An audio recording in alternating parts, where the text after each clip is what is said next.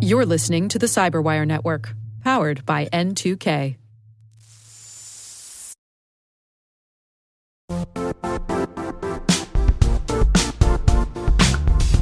Most security conferences talk about Zero Trust. Zero Trust World puts you inside.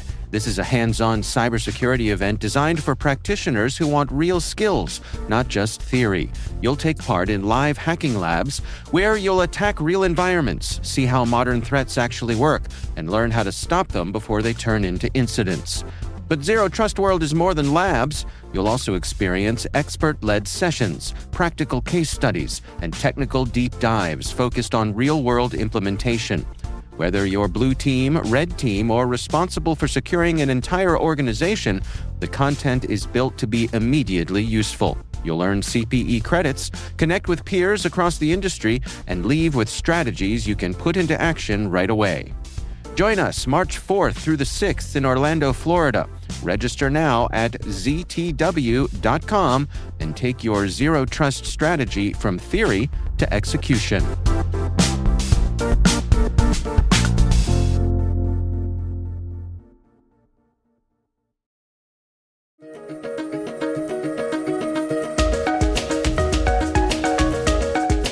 Hello, everyone, and welcome to the CyberWire's Research Saturday. I'm Dave Bittner, and this is our weekly conversation with researchers and analysts tracking down the threats and vulnerabilities, solving some of the hard problems, and protecting ourselves in a rapidly evolving cyberspace. Thanks for joining us.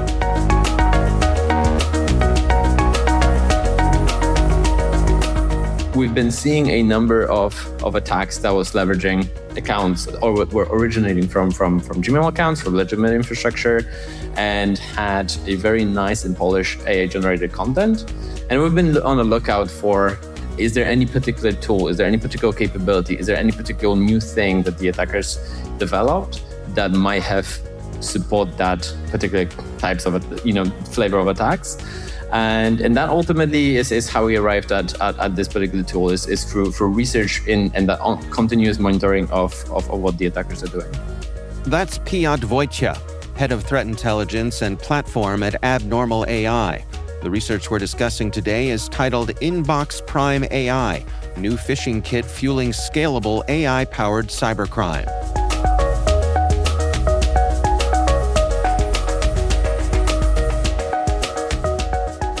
Well, for listeners who haven't seen your research, how would you describe Inbox Prime AI? Well, ultimately, you can think of it as a tool that allows you to send email attacks or craft email attacks. And it's a very point and clicky. So it has a very friendly user interface, very intuitive interface. It pretty much looks like a legitimate marketing software. But the kicker or the big selling point is that it is AI enabled. So it allows you to customize the content of the email, whether it's subjects, whether it's the content of the messages themselves, with AI, which makes those emails look extremely professional. It makes them look, obviously, they're polished, they're grammatically correct. So everything that AI has to offer. And on top of that, it has a number of different templates, so you can and parameters, so you can adjust the tone, you can adjust the language, you can adjust the industry, you can adjust the theme. So it has pre-built themes within the tool itself, and most importantly, it also operates as pretty much as a legitimate user, or as if it was a legitimate user coming from a Google infrastructure. So to send those email attacks out, it leverages the Google Gmail infrastructure and the accounts that are Gmail accounts. So ultimately, it's a mix of the legitimate infrastructure and AI content that is pre-generated in this very intuitive interface that makes pretty much crafting attacks extremely, extremely easy. Yeah, one of the striking aspects of this is, as you say, it operates through Gmail's web interface. Why is that such a meaningful design choice here? Well, when you think of email security, or one of the ways how different companies and organizations try to combat the problem of email attacks, is pretty much to ensure that those emails are not spoofed, that they're coming from the sender who actually said that it's going to send that email, or from the person who is actually associated with the organization that they claim to be associated with. So for that, we have pretty much three particular brackets, so SPF, DKIM, DMARC, that allow you to pretty much verify that the email is coming from legitimate infrastructure, from a specific organization, from a specific sender. So if you leverage Google, if you leverage trusted infrastructure such as Google, those headers or those checks will pass. And that's one of the ways how vendors and security solutions check for security of the incoming email. So it's one way to kind of bypass those very, very simple checks. Let's call it that way. And then the other thing is that obviously that creates a lot more trust and a lot more legitimacy with the recipient. Sending an email from Gmail account is probably better than, hey, I want a pawnyou.com account. So. Right. Well, let's talk about the AI component. So what role does AI play in generating these phishing emails themselves? Yeah, so ultimately what we have here is we pretty much have a pre-built, you can think of it, not even templates, but pre-built parameters that AI takes and then crafts specific emails based on your need. So if you wanna send an email that is coming from an HR person, if you want to send an email that is focused to specific recipient who might be a payroll analyst because you want to attempt a payroll fraud, you can specifically call out what type of email you want to create, what tone of that email should be, whether you're an expert, whether you're a beginner. You can create urgency. You can be very specific with your needs, and ultimately, what the AI component of it will create that entire content of the email for you. So pretty much within number of clicks, you have an entire content of an email ready. And also, there's an ability for you to templatize that. So if you want to create different variants of that template, if you want to create a different types of that email because you want to send to different recipients, there's an ability for you to include certain parts of that email as templates, and then AI will take care of the rest of the generation of that content and really make sure that it's exactly fit to your needs and what you want it to be before that's being sent out. So that entire concept of creating the content is AI generated, and then the intuitive interface and the Gmail infrastructure that is responsible for sending, that's pretty much just the orchestration of that tool. So does this make it much easier for the attackers to create a high level of polish compared to older phishing operations? Oh, 100%. I think one of the key indicators, especially in the world of the business email compromise back in the day, was really looking for typos, grammar errors, or even things that just don't sound right. Like, I'm not a native English speaker, so when I speak, you can probably pick up on little things when I say that just don't sound right. Like an English speaker might not say it in a specific way, or the way I put words together it just doesn't make sense. So it's it's similar concept applies to those emails. Back in the day, you would have some of those emails that would just not sound right, or they would have some errors, they would have some mistakes. This completely removes that layer of ability for users to spot, hey, there's something off about this email. But not only that, it creates the polish, it creates the professionalism, it creates pretty much the perfect lure for what the attackers are after, because you can really adjust that hook, you can really adjust that email to whatever your need is, and make AI do its magic and really polish it in a way that those emails are a lot more polished, are more slick, and ultimately can gain a lot more trust from the recipients. Yeah, I have to say that Inbox Prime looks more like a commercial SaaS product than a crime tool. It does. It's quite interesting how Some of those tools really focus on the user experience, but at the same time, like when you think about it, it really lowers the bar of entry for anyone. So the price point, is not that scary. You can get that pretty much for $1,000. But also back in the day, a lot of before the age of AI, having the knowledge and the know-how to create the infrastructure, the underlying infrastructure, both to be able to send the emails, to be able to orchestrate the framework that would actually be able to send emails from different accounts through different servers, and then having templates and content, and then having the landing infrastructure. There's so many different components to successful phishing operation, and that requires a certain amount of skill or access in terms of you buying those tools from someone else.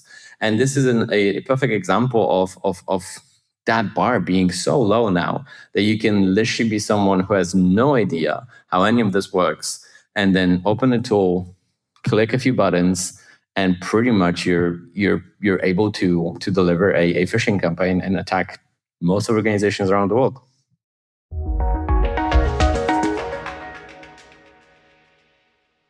We'll be right back. Ever wished you could rebuild your network from scratch to make it more secure, scalable, and simple? Meet Meter, the company reimagining enterprise networking from the ground up. Meter builds full-stack, zero-trust networks, including hardware, firmware, and software, all designed to work seamlessly together. The result? Fast, reliable, and secure connectivity without the constant patching, vendor juggling, or hidden costs. From wired and wireless to routing, switching, firewalls, DNS security, and VPN, every layer is integrated and continuously protected in one unified platform. And since it's delivered as one predictable monthly service, you skip the heavy capital costs and endless upgrade cycles. Meter even buys back your old infrastructure to make switching effortless. Transform complexity into simplicity and give your team time to focus on what really matters, helping your business and customers thrive. Learn more and book your demo at meter.com/cyberwire. That's meter.com/cyberwire.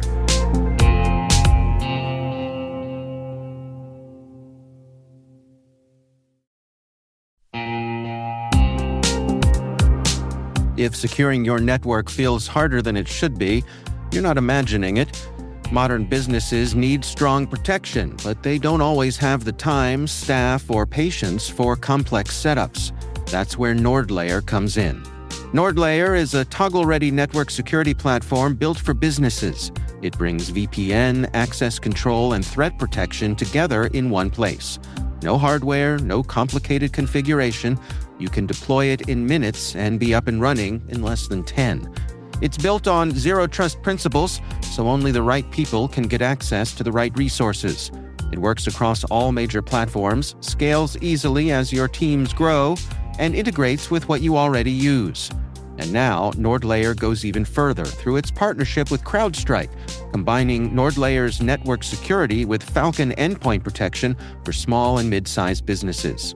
Enterprise-grade security made manageable.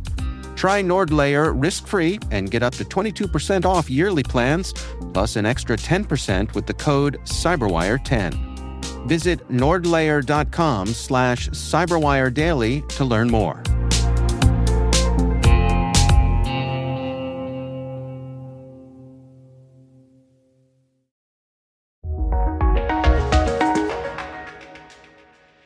Can we touch on the scalability here? I mean, this has bulk management tools and things like proxies and templates, as you mentioned.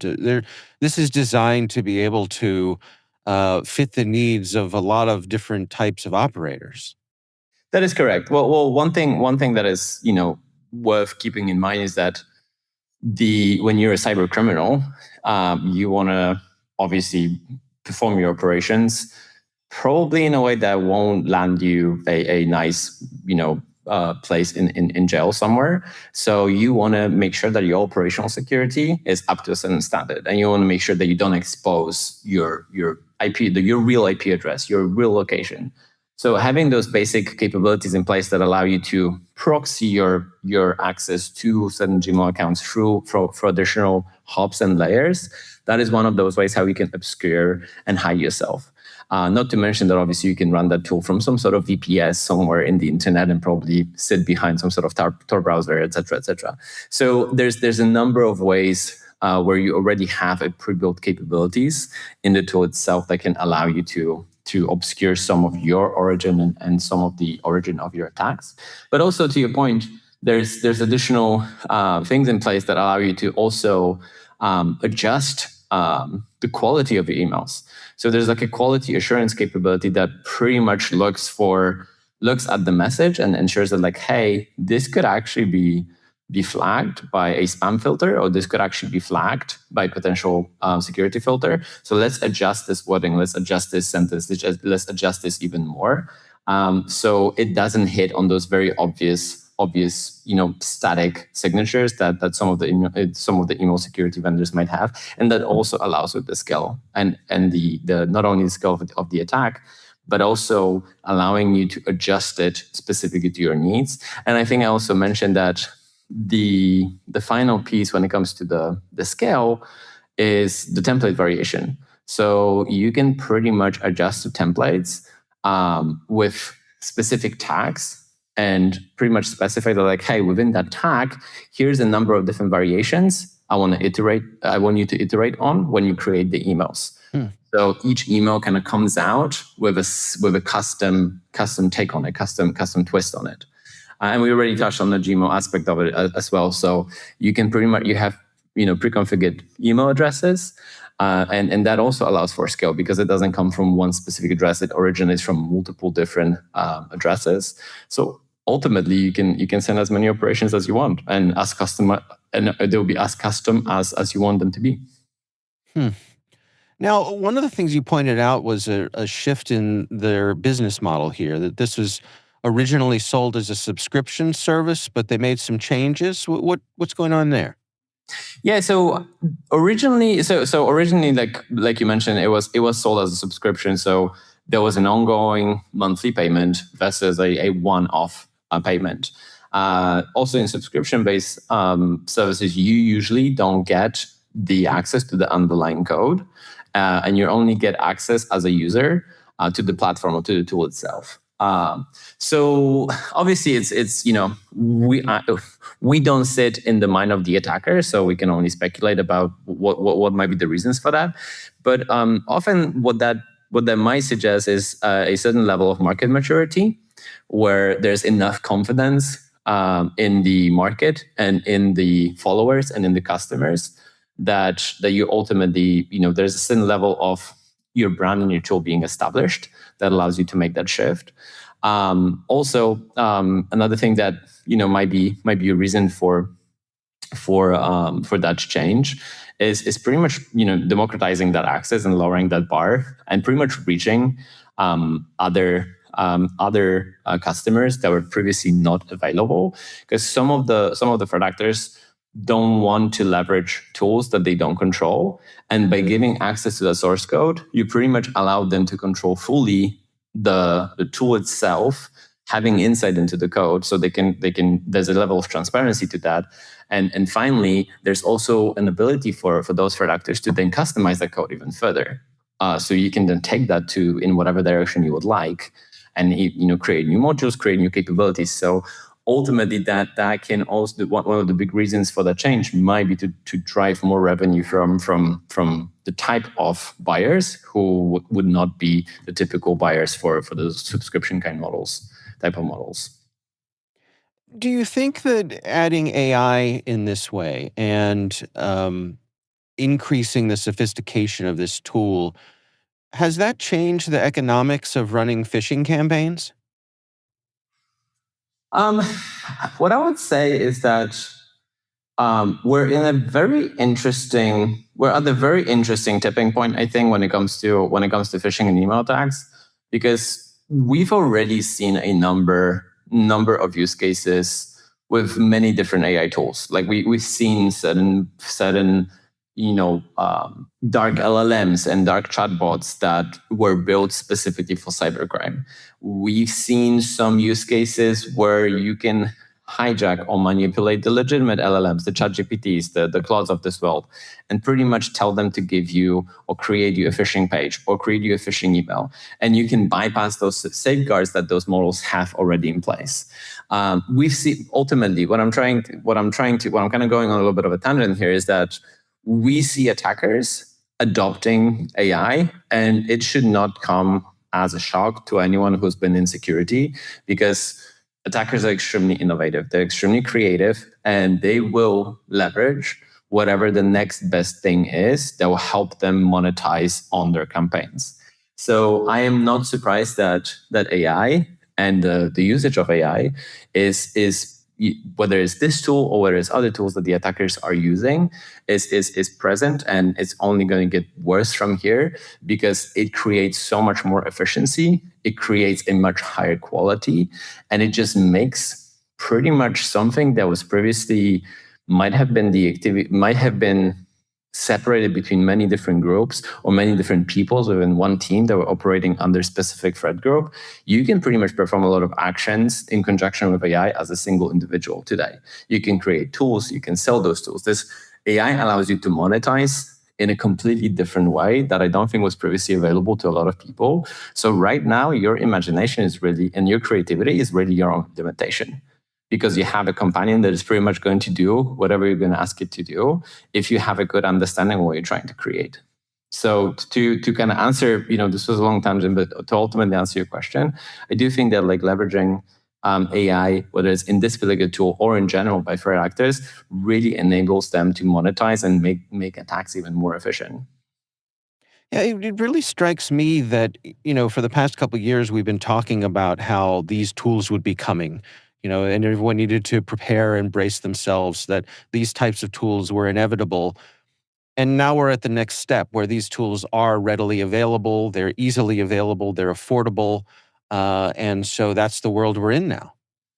Exactly. And we're, just wait for the next year RSA, where we're going to see that every company is selling some form of AI agent.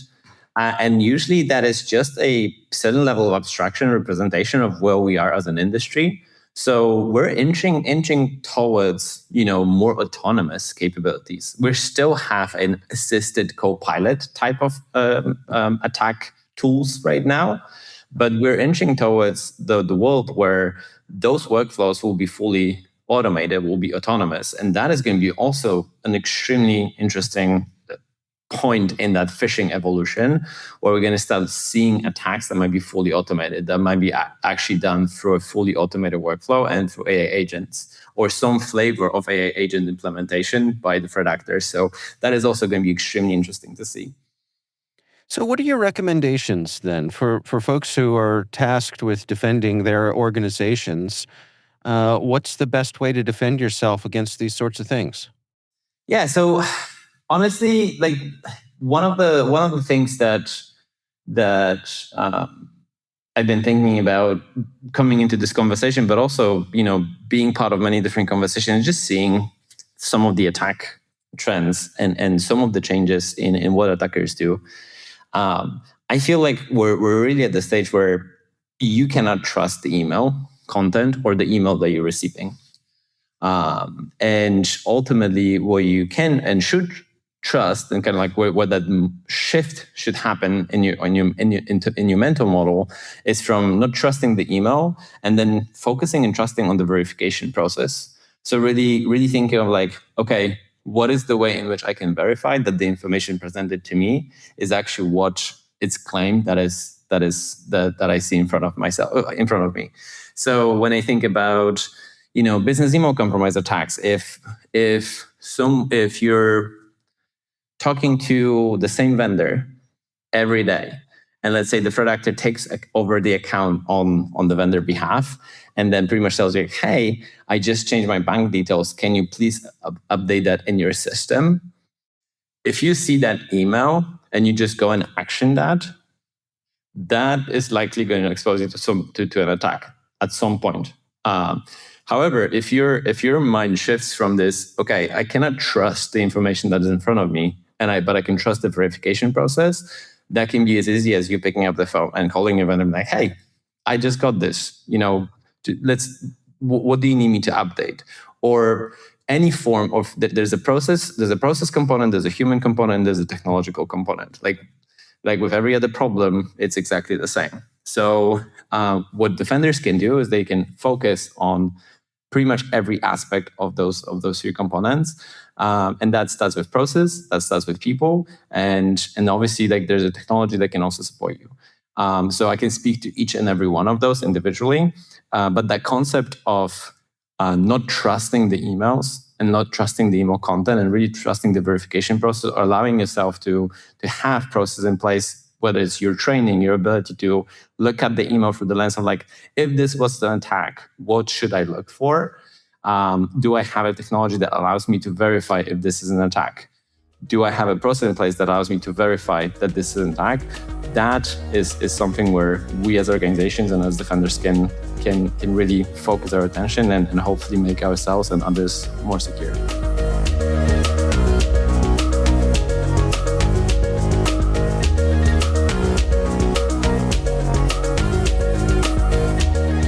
That's Piotr Wojcia from Abnormal AI. The research is titled Inbox Prime AI, New Phishing Kit Fueling Scalable AI-Powered Cybercrime. We'll have a link in the show notes. And that's Research Saturday, brought to you by N2K Cyberwire. We'd love to know what you think of this podcast. Your feedback ensures we deliver the insights that keep you a step ahead in the rapidly changing world of cybersecurity. If you like our show, please share a rating and review in your favorite podcast app. Please also fill out the survey in the show notes or send an email to cyberwire@n2k.com. This episode was produced by Liz Stokes. We're mixed by Elliot Peltzman and Trey Hester. Our executive producer is Jennifer Iben. Peter Kilpie is our publisher, and I'm Dave Bittner. Thanks for listening. We'll see you back here next time.